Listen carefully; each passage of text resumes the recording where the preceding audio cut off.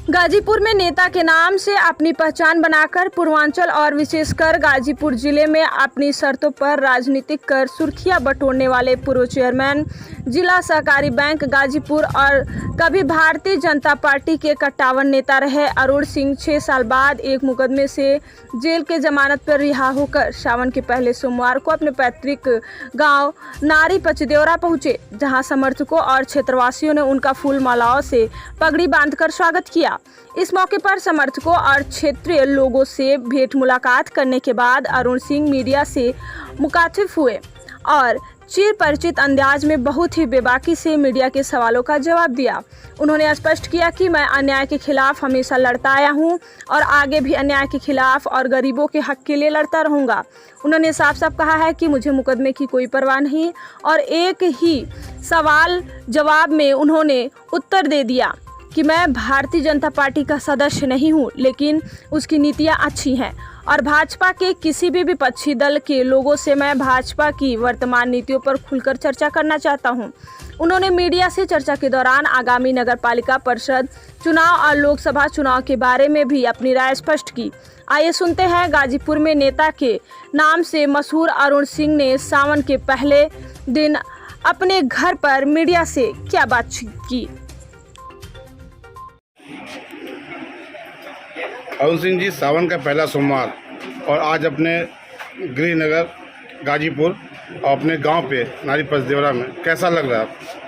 बहुत सुंदर लग रहा है। हम लोग हर बार श्रावण मास के महीने में हर सोमवार को पूजन अर्चन का कार्यक्रम रखते हैं और इस बार तो महासंयोग हुआ।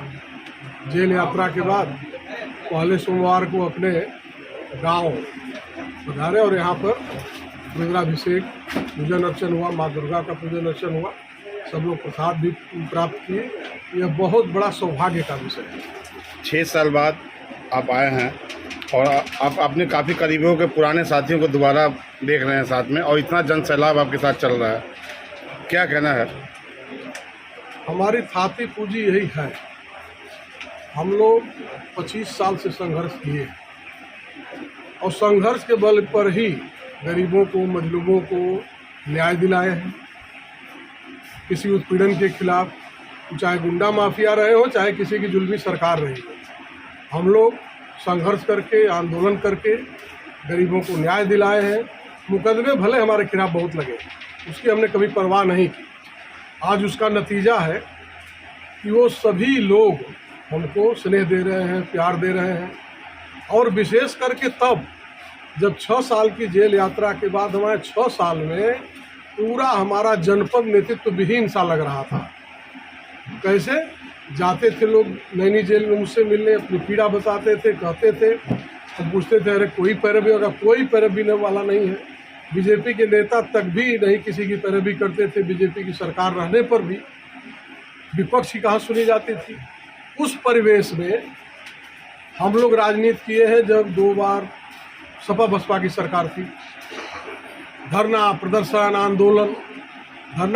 आंदोलन तो हम बीजेपी में थे, अपनी सरकार के खिलाफ भी किए। अगर कहीं उत्पीड़न हुआ, अन्याय हुआ तो हम लोग संघर्ष के बल पर धरना प्रदर्शन करके न्याय दिलाने का काम किए हैं और आगे भी हमारा संकल्प है कि अन्याय के खिलाफ, जुल्म के खिलाफ, उत्पीड़न के खिलाफ, गरीबों के हक के लिए हम सदैव संघर्ष करते रहेंगे।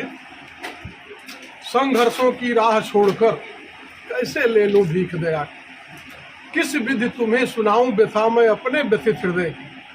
कदम कदम पे कांटे चुभते पाँव में, असह्य पीड़ा सहकर भी राही हूँ अपने राहों की।